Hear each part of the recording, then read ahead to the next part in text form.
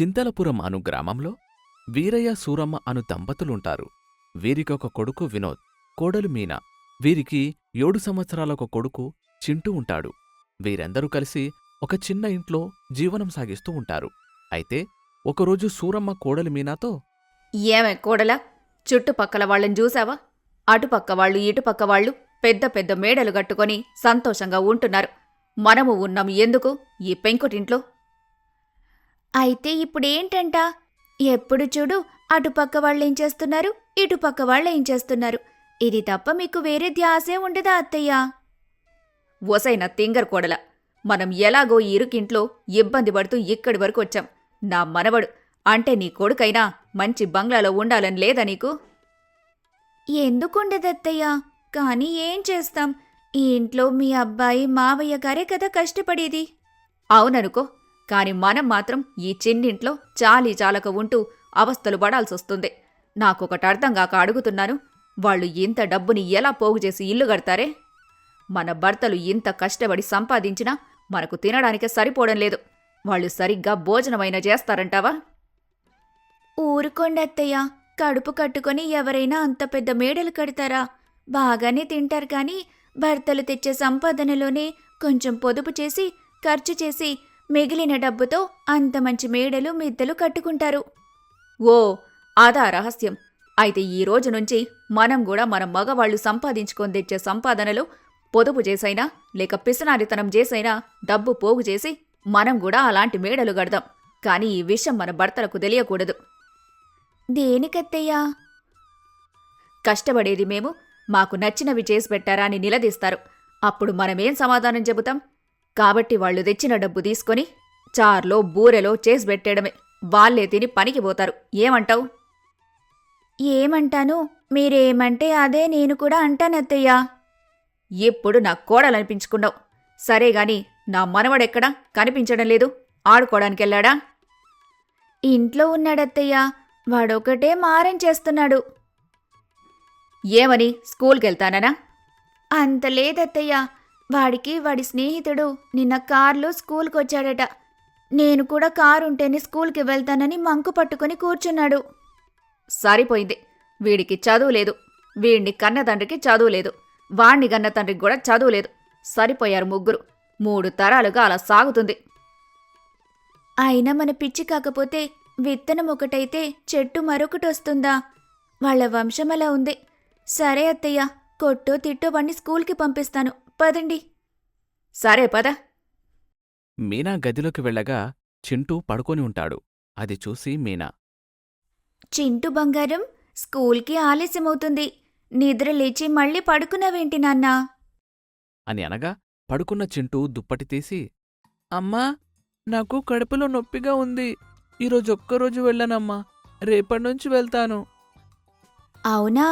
అయినా చింటూ బాబు ఏం తిన్నాడని కడుపు నొప్పొచ్చిందమ్మా? అన్నం తిన్నాను. అన్నమా? అవును, మా ఇస్కూల్లో నా పక్క స్నేహితులు వాళ్ళ అమ్మ చేసిన పిండి వంటలు లేదా పాయాసం రోజుకొక కొత్త రకం తెచ్చుకుంటారు. నువ్వేమో ఎప్పుడు చూడు ఇడ్లీ ఇడ్లీ అంటావు, ఏదో జ్వరం వచ్చిన వాడికి పెట్టినట్లుగా. అవే పిల్లలకు బలం నాన్నా. ఏంటమ్మా బలం? రోజు నేను ఇడ్లీ తినడం చూసి అందరూ నీకు ఇంకా జ్వరం తగ్గలేదా అంటున్నారు. నన్నొక రోగిని చూసినట్లు చూస్తున్నారు. నేను స్కూల్కు పోను పో అని దుప్పటి మళ్ళీ కప్పుకుంటాడు. అంతలో సూరమ్మ వచ్చి, మీనా, నా మనవడెక్కడా? అసలు ఉదయం నుంచి కనిపించడం లేదే? ఏమో అత్తయ్యా, నాక్కూడా కనిపించడం లేదు. ఒకవేళ మంచం మీద దుప్పటి కప్పుకొని ఉన్నాడేమో అంటూ మీనా వేలు చింటువైపు చూపిస్తూ తనలో తన్ను నవ్వుకుంటూ ఉంటుంది. అది చూసి సూరమ్మ, మీనా, నా మనవడు ఇప్పుడు ఇంట్లో ఉంటే బాగుండు. వాడికోసం లడ్డూలు తీసుకొచ్చాను. వాడుండుంటే తినేవాడు. సర్లే, మొత్తం నేనే తింటాన్లే అని లడ్డూ సూరమ్మ నోటి దగ్గర పెట్టుకుంటూ ఉండగా, నాయనమ్మా, నేనిక్కడే ఉన్నాను. అయినా చిన్నపిల్లాడి లేకపోతే దాచివ్వాలని తెలీదా మీకు? మొత్తం తినేయడమేనా? నన్నేం చేయమంటావురా? మీ అమ్మే తినమని చెప్పింది. అమ్మా, నా మీద నీకు ప్రేమ లేదా? ఇప్పుడేమైంది చిట్టికన్నా? ఏమవ్వాలి? నాయనమ్మను లడ్డూలు ఎందుకు తినమన్నావు? నేను నీ కొడుకుని కాదా? చెత్త కుప్పలు దొరికానా? ఇప్పుడు సరైన దారిలోకొచ్చావురా. నువ్వు పిచ్చోళ్ళ అబ్బాయివి. వెళ్ళి వాళ్లతోనే ఉండు. అమ్మా చూడమ్మా నాయనమ్మ. మీరు ఊరుకోండి అత్తయ్య, ఇటివ్వండి. అని మీనా లడ్డు తింటూ ఉండగా అది చూసి చింటూ లాక్కొని తింటాడు. అది చూసి సూరమ్మ, మీనా, నీ కొడుక్కి కడుపు నొప్పన్నావు, మళ్ళీ లడ్డు ఇస్తున్నావు. కడుపు నొప్పి ఇంకా ఎక్కువవుతుందే. అవును కదూ, నేను మర్చిపోయానత్తయ్య. చింటూ, నువ్వీ లడ్డు తినకూడదు. కడుపు నొప్పి తగ్గాక చాలా లడ్డూలు నీకు చేసి పెడతానులే. నువ్వు పడుకో. కడుపులో నొప్పి లేదు ఏం లేదు. అంటూ లడ్డు తింటూ ఉంటాడు. అంతలో సూరమ్మ స్కూలు సంచి తెచ్చి, మీనా, నీ కొడుక్కి కడుపులో నొప్పి తగ్గిందంట, స్కూల్కి తీసుకెళ్ళు. అమ్మ నేను వెళ్ళను అని అనగా అంతలో వినోద్ వస్తాడు. ఆ మాట విని, స్కూలుకు వెళ్ళక ఏం చేస్తావురా? మాకే చదువు సంజలేక పొలాల వెంబడి తిరుగుతున్నాము. నువ్వు కూడా మాతో తిరుగుతావా? నేను వెళ్ళను. బాబు అలానే చేస్తాడు గాని నువ్వు తీసుకెళ్ళరా. ఇప్పటికే బాగా ఆలస్యమయ్యింది. ముసలిదానా, నేనొచ్చాక నీ సంగతి చెప్తా. సరే అమ్మా, చింటూను స్కూల్లో వదిలిపెట్టి నేను సంతకెళ్ళి కూరగాయలు తీసుకొస్తాను. మీకెందుకండి శ్రమ? మాకివ్వండి డబ్బు. నేను అత్తయ్య ఇంట్లోనే కదా. మీరు బాబుని తీసుకుని వెళ్ళిరండి. నేను అత్తయ్యగారు వెళ్ళొస్తాము. అమ్మా వెళ్తారా? వీడు కూరగాయలకు డబ్బిస్తాడు. అందులో కొంచెం దాచి కొంచెం ఖర్చు చేయాలి. ఈ రోజు నుండే పొదుపు ప్రారంభించాలి. అయ్యో, వెళ్తాంరా. అందులో ఏముంది? నువ్వు డబ్బిచ్చి వెళ్ళు. అలాగే అమ్మా, ఇదిగో డబ్బు. ఈ వారానికి సరిపడా సరుకులు తీసుకురండి అలాగేనండి, మీరు వెళ్ళండి. అని అనగా వినోద్ చింటూని తీసుకుని స్కూల్కు వెళ్తాడు. అంతలో సూరమ్మ మీనాతో, మీనా, నా కొడుకు డబ్బిచ్చాడు. ఈ రోజు నుంచి డబ్బు పొదుపు చేద్దామా? అలాగే అత్తయ్య. ఇందులో సగం నా దగ్గర దాస్తాను, ఇంకొంత తీసుకుని సంతకి వెళ్దాం. ఈ డబ్బు నా దగ్గరున్నట్టు మీ ఆయనకు చెప్పకమ్మా. సరే అత్తయ్య. సూరమ్మక్క, ఎక్కడికి? అత్తకుడళ్ళిద్దరూ కలిసి వెళ్తున్నారు. సంతకు పంకజం. సరే గాని నువ్వేంటి ఈ టైంలో? మరేం లేదక్కా, మా ఇంటి గృహప్రవేశానికి పిలుద్దామని వచ్చాను. గృహప్రవేశమా? సరిపోయింది. ఇప్పటికే వాళ్ళు వీళ్ళు బాగుపడుతున్నారని మా అత్త కంగారు పడుతుంటే ఈ పంకజమేమో ఎప్పుడే వచ్చి గృహప్రవేశం అంటుంది. ఇక ఈ రోజు నా చెవులు చాటలవ్వాల్సిందే. ఏ అమ్మాయి, నువ్వు కూడా రా. అత్తయ్య, అత్తయ్య, ఉన్నారా పోయారా? నేనెందుకు పోతానే? చూసావా మీనా, పూటకు గతిలేని ఆ పంకజం, ఉప్పు పప్పు మన ఇంట్లో అడిగి తీసుకునే ఆ పంకజము ఇప్పుడు ఇల్లు కట్టి గృహప్రవేశం అంటూ తిప్పుకుంటూ అందరికీ చెప్పి వెళ్తుంది. అంతే అత్తయ్య, ఓడలు మేడలవుతాయి, మేడలు ఓడలవుతాయంటే ఇదేనేమో. ఇక లాభం లేదు. మనం కూడా కష్టపడి ఏ పని చేసైనా సరే ఇల్లు కట్టాల్సిందే. ఇంతటి సంసారానికి ఇల్లు ఎలా కడతామో ఏమో. సరే పద, ముందు సంతకెళ్దాం. ఇదిగో బాబు, టమాటాలు, వంకాయలు, బెండకాయలు కావాలి. ఒక్కోటి కిలో ధర ఎంత? అమ్మా, టమాటాలు 10 రూపాయలు, వంకాయలు 15 రూపాయలు, ఇక బెండకాయ వచ్చేసి 25 రూపాయలు. ఇవ్వమంటారా? ఏంటయ్యా, ఇచ్చేది ఇంత ధరనా? కూరగాయలు అమ్ముతున్నావా లేక బంగారం ఏమైనా అమ్ముతున్నావా? ఏంటయ్యా ఆ ధరలు? కొనేవాళ్లు ఎవరో తీసుకునేవాళ్లు ఎవరో తెలీదా మీకు? తెలుసు కాబట్టే మీకు ఆ ధర చెప్పాను. అయినా మీరే అలా అంటే ఎలా చెప్పండి? మా సొంతంగా పండించి అమ్మే కూరగాయలు కాదండి, మేం మారు బేరానికి తెచ్చి అమ్మేవి. మీరే అర్థం చేసుకోవాలి. అయితే తగ్గవా అబ్బాయి? లేదమ్మా, మా ధరలంతే. నచ్చితే తీసుకోండి, లేకపోతే పక్కకెళ్ళండి. పక్కన బేరం పోతుంది అని పక్క వాళ్ళని పిలిచి కూరగాయలు అమ్ముతూ ఉంటాడు. అది చూసి సూరమ్మ, పదవేమీనా, పక్కన వేరే వాళ్ళున్నారుగా, అక్కడ కూరగాయలు తీసుకుందాంలే అంటూ కూరగాయలమ్ముతున్న ముసలమ్మ దగ్గరికి వెళ్తారు. వెళ్ళి, అవ్వా, ఈ టమాటాలు కిలో ధర ఎంత? టమాటాలు కిలో 20 రూపాయలు. ఇప్పుడే వచ్చాయి, తాజాగా ఉన్నాయి, తీసుకోండి. అవి తాజాగానే ఉన్నాయి, డబ్బులు మా దగ్గర తాజాగా ఉండాలిగా. మా ధరలు అవే, తీసుకుంటే తీసుకో, లేకపోతే పక్కకెళ్ళు. పొద్దున్నే నసబేరం తగిలింది. పదండి అత్తయ్య, ఈ ముసల్ది చాలా ఎక్కువ చేస్తుంది. మీనా, ఏంటే ఈ ధరలు? కొట్టుకుపోతుంటే తగ్గుతున్నాయనుకుంటే ఇంకా పెరుగుతూనే పోతున్నాయి. ఈరోజు మనం అసలు కూరగాయలు కొనడం అవుతుందంటావా? అందుకే అంటారు మొదటిదే ఆఖరిదని. పదండి అత్తయ్య, అక్కడికే వెళ్ళి తీసుకుందాంలే. తప్పదంటావా? తప్పదత్తయ్య. ఏం మీకు మేడ కట్టాలని లేదా? అమ్మో, అది గట్టకపోతే ఎలాగా? పద వెళ్దాం. ఓ అన్నా, చెప్పావు గాని మా దగ్గర డబ్బంతగా లేదు, అందుకే. సరే అయితే మిమ్మల్ని చూస్తే జాలి అనిపిస్తుంది అని అనగా అంతలో సూరమ్మ. కూరగాయలన్నీ ఉచితంగా ఇస్తావా బాబు? నా బాబే, నువ్వు నిండు నూరెళ్ళు ఇలానే మాకు సాయం చేస్తూ సంతోషంగా ఉండు నాయనా. అమ్మా, నేను బాగుపడాలనుకుంటున్నావా చెడిపోవాలనుకుంటున్నావా? నేను నీకు ఉచితంగా కూరగాయలు ఎందుకు ఇస్తాను? కాకపోతే ఒక ఉపాయం చెప్తాను. ఉపాయమా? ఏంటన్నా అది? ఇంకా కొంత సమయం వరకు ఉండండి. సంత ఎలాగైపోతుంది. సంతలో జనాలందరూ వెళ్ళిపోయినాక అమ్మేవాళ్ళు కూరగాయలు సర్దుకున్నప్పుడు కూరగాయలు కావాలి అన్నారనుకో, మీకు తక్కువలో తక్కువగా ఇచ్చేస్తారు. ఏంటి, నిజమా మీరు చెప్పేది? అవునమ్మా, కావాలంటే వేచి చూడండి, మీకే తెలుస్తుంది. అలాగే బాబు, మేమిక్కడ పక్కనే కూర్చుంటాము. సంత అయిపోతుందన్న సమయానికి కూరగాయలు తీసుకుంటాంలే. సరే అని తన పని తను చేసుకుంటూ ఉంటాడబ్బాయి. ఇదిలా ఉండగా ఇంటికి వచ్చిన వినోద్ ఇల్లంతా చూసినా ఎక్కడ ఎవరు కనిపించరు. ఆకలిగా ఉందని వినోద్ వంటగదిలోకి వెళ్లి చూడగా ఏమీ ఉండదు. అది చూసి వినోద్ తన మనసులో, ఇదేంటి ఇంత ఆలస్యమవుతుంది? వీళ్ళు సంతకు వెళ్ళి ఇంకా రాలేదా అనుకుంటూ ఉండగా అంతలో వీరయ్య వస్తాడు. వచ్చి, వినోద్, మీ అమ్మ మీనా కనిపించడం లేదు, ఎక్కడికెళ్ళారా? సంతకు నాన్నా, కాని నేను బాబును స్కూల్లో వదిలి వెళ్ళేటప్పుడు పంపించి వెళ్ళా. ఇద్దరూ ఇప్పటివరకు రాలేదు. ఏం చేస్తున్నారో ఏమో. నాకేమో ఆకలిగా ఉంది, వాళ్ళేమో ఇంకా రాలేదు. నువ్వు వచ్చేదారిలోనే కదరా, నువ్వు తీసుకొస్తే అయిపోయేదానికి వాళ్ళిద్దరిని పంపావు, వాళ్ళేమో ఇంకా రాకపాయే అని అనుకుంటూ ఉంటారు. అంతలో సంతలో ఉన్న మీనా సూరమ్మలు అలానే కూర్చొని ఉంటారు. కొంత సమయానికి సంత అయిపోయి అందరూ కూరగాయలు సర్దుకుంటూ ఉండగా, అత్తయ్య పదండి, సంత అయిపోయినట్టుంది, కూరగాయలు తెచ్చుకుందాం.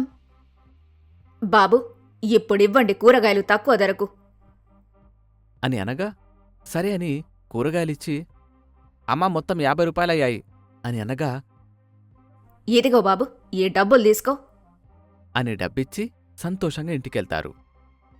మీనా సూరమ్మలు కూరగాయలు తీసుకుని ఇంటికి వెళ్ళగా వాళ్ళని చూసి, అదిగోరా వస్తున్నారు, చేతిలో పెద్ద కూరగాయలు కూడా ఉన్నట్లు లేవే, మరి ఇంతసేపు ఏం చేసినట్లు?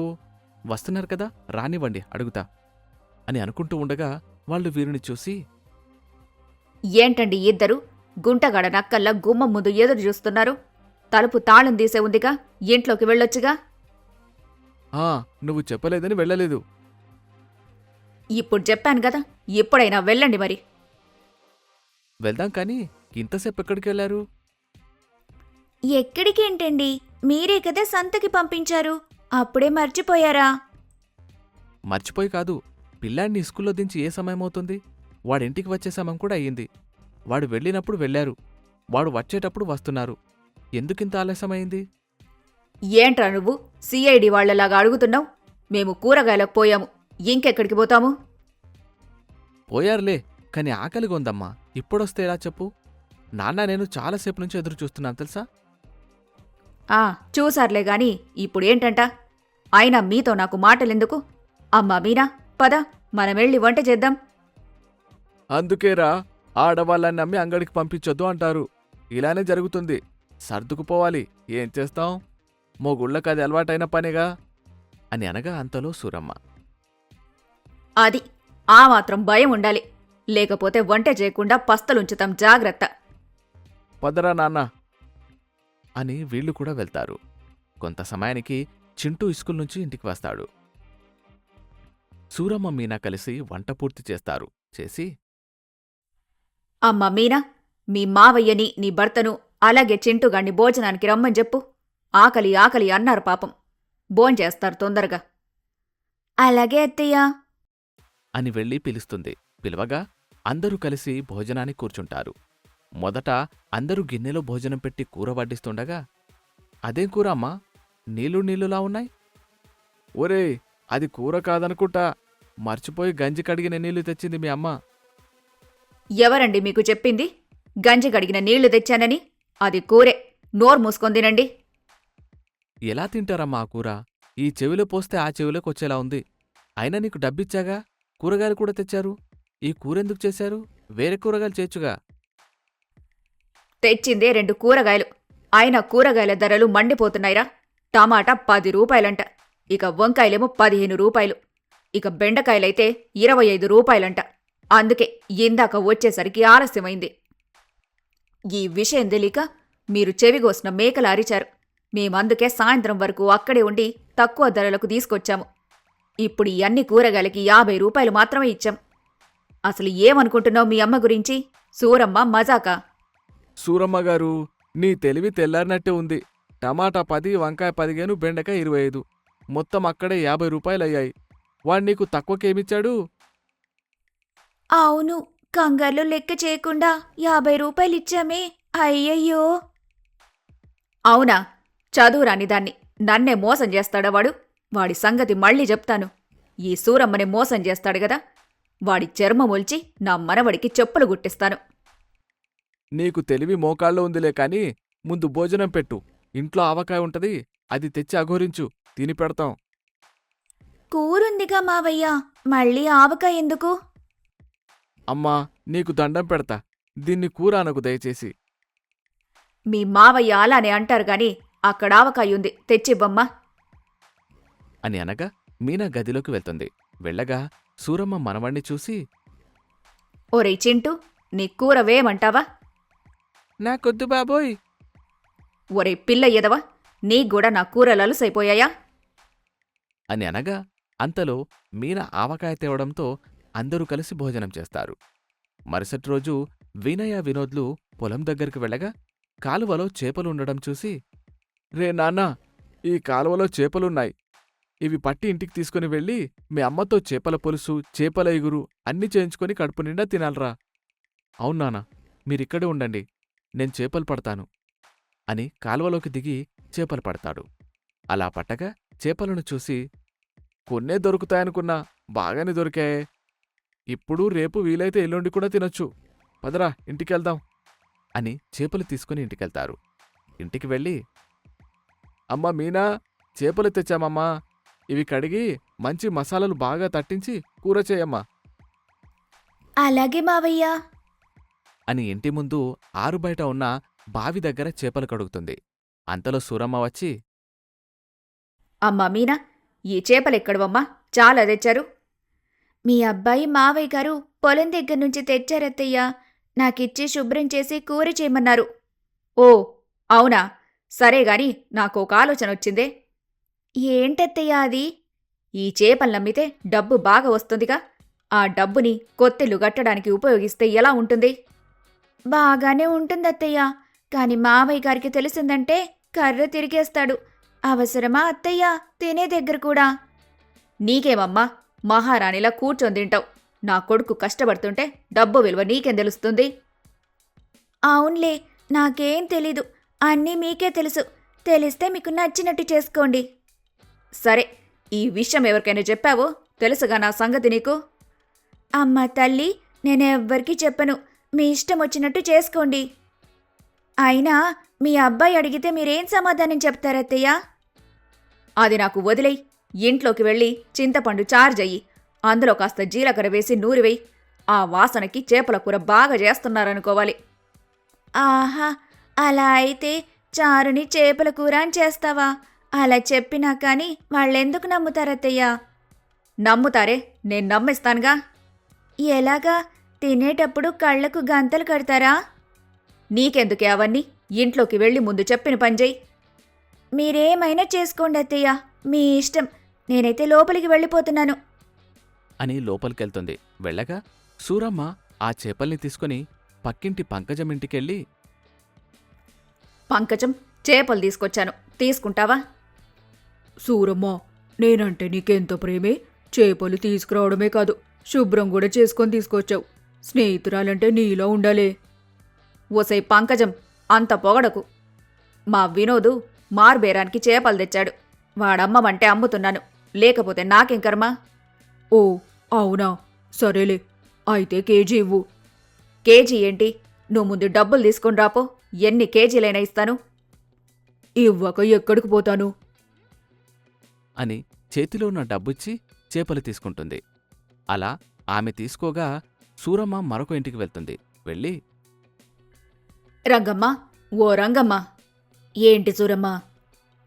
పాపం, నువ్వు ముసలామెవి. నా కొడుకు జాలిబడి నువ్వెళ్ళి కొనుక్కోలేవని చేపలు పంపించాడు. తీసుకో. మా నాయనే, ఎంత మంచి మనసు. ఏంటి చేపలు తీసుకొని అలా వెళ్ళిపోతున్నావు? డబ్బులెవరిస్తారు? డబ్బులు దేనికి? దేనికేంటి? చేపలు తీసుకున్నావుగా, దానికి డబ్బులివ్వవా? చేపలకా? నా మీద జాలిపడివ్వలేదా నీ కొడుకు? వాడు మా మీదే జాలిపడడు. ఇంక మీ విషయంలో ఏం జాలిపడతాడు?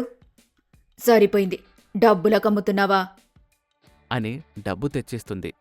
అలా అమ్మి ఇంటికి వెళ్తూ ఉండగా సూరమ్మకు ఒక ఆలోచన వస్తుంది. చేపలైతే బాగానే అమ్మాను గాని నా కొడుకు, నా భర్త చేపల కూర అడిగితే ఏమని చెప్పను? ఏముందిలే, మనకు ఉపాయాలు తక్కువ. అని పంకజం ఇంటికెళ్ళి, అమ్మా పంకజం, ఒకసారి బయటికి రమ్మా అని అనగా ఆ మాటలు లోపల ఉన్న పంకజం విని బయటకు వస్తూ, ఈ ముష్టోళ్ళకి వేళపాడ లేనట్టుంది. ఎప్పుడు చూసినా మా కుంపకే వస్తారేంటో. ఓ పంకజం, ఎవర్ని ముష్టివాళ్ళంటున్నావు? నేను సూరమ్మని. ఓ, నువ్వా? ఇప్పుడే వెళ్ళావుగా, మళ్ళీ ఏంటి? అయినా కానీ నువ్వు ముష్టివాళ్ళు పిలిచినట్టే పిలిచావు. ఆపుతావా నీ ముష్టిగోల? సర్లేగాని నువ్వు వండే చేపల పులుసు వీధి చివరి వరకు మంచి వాసనొస్తోంది. కాస్త కూరబెట్టివ్వవే, వాసనకి కడుపు నిండిపోతుంది. కడుపు నిండిందన్నావుగా, ఇంకెందుకు కూర? అయినా నీ దగ్గరే చేపలు తీసుకున్నాను. నువ్వేమైనా ఉచితంగా ఇచ్చావా? కూర అడగడానికి సిగ్గులేదా నీకు? ఏమమ్మో, సిగ్గు గిగ్గు అని మాట్లాడుతున్నావు? ఇరుగు పొరుగు వాళ్ళన్నాక ఇచ్చిబుచ్చుకోవాలి గదా, అందుకని అడిగాను. నీ ఇష్టం, ఇస్తానంటే ఇవ్వు, లేకపోతే లేదు. ఎందుకీ మాటలన్నీ?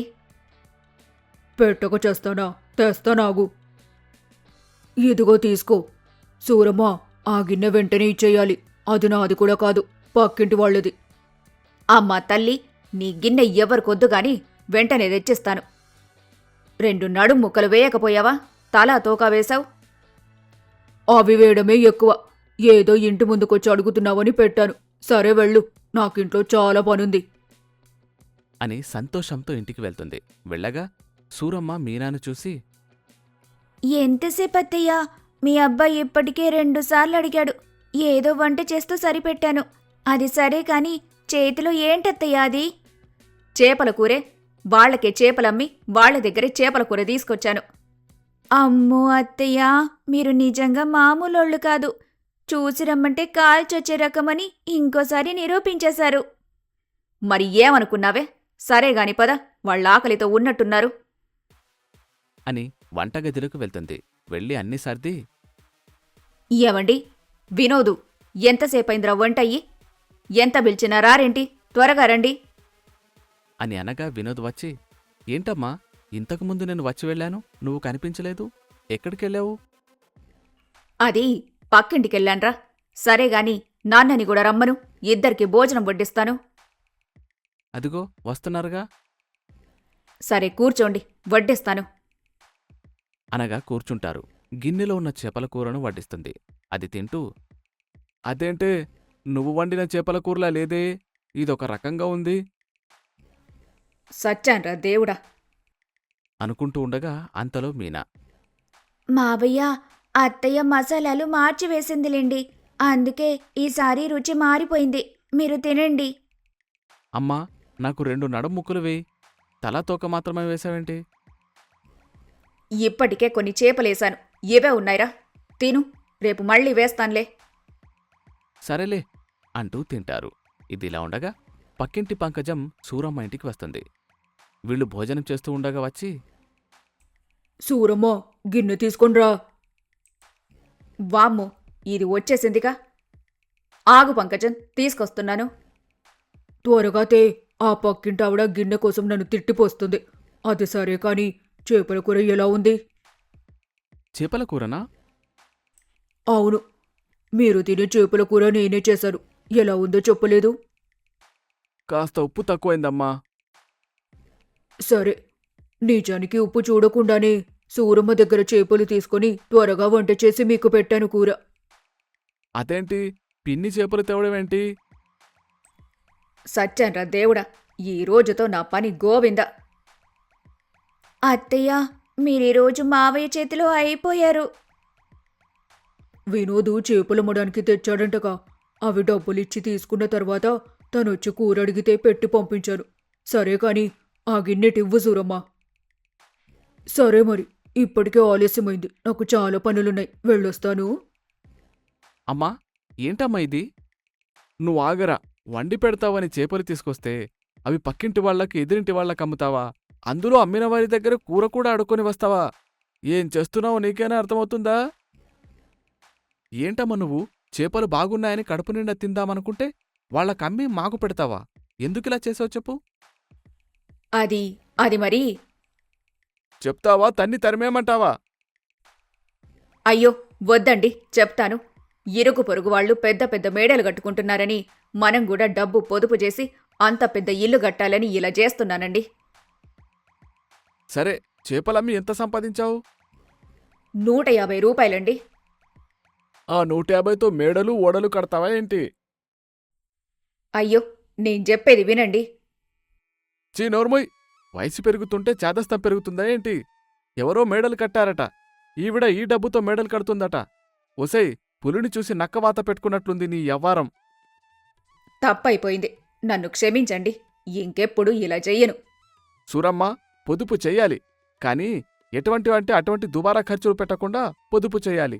కాని ఇలా కడుపు కట్టుకొని కాదు. వాళ్ళు వీళ్ళు ఉద్యోగాలు చేసి డబ్బు సంపాదించి అలా పెద్ద పెద్ద ఇల్లులు కట్టుకున్నారు. అది చూసి మనం కూడా అలానే ఉండాలనుకుంటే ఎలా చెప్పు? దుప్పటి ఉన్నంతవరకే కాళ్ళు మలుచుకోవాలి. ఉన్నదాంట్లోనే తృప్తి చెందాలి. కాని లేనిదాని గురించి ఆలోచించి ఇలా అందరి ముందు దోషిగా నిలబడకు, గుర్తుంచుకో. సరేనండి, ఏదో తొందరలో ఇలా చేశాను. ఇంకెప్పుడు ఆలోచించకుండా ఇలా తప్పుడు నిర్ణయాలు తీసుకోనండి. నన్ను నమ్మండి. అమ్మా, నువ్వేం బాధపడకు. ఈసారి పంటలు బాగా పండితే నువ్వు అనుకున్న విధంగానే పెద్ద ఇల్లు కట్టుకుందాం.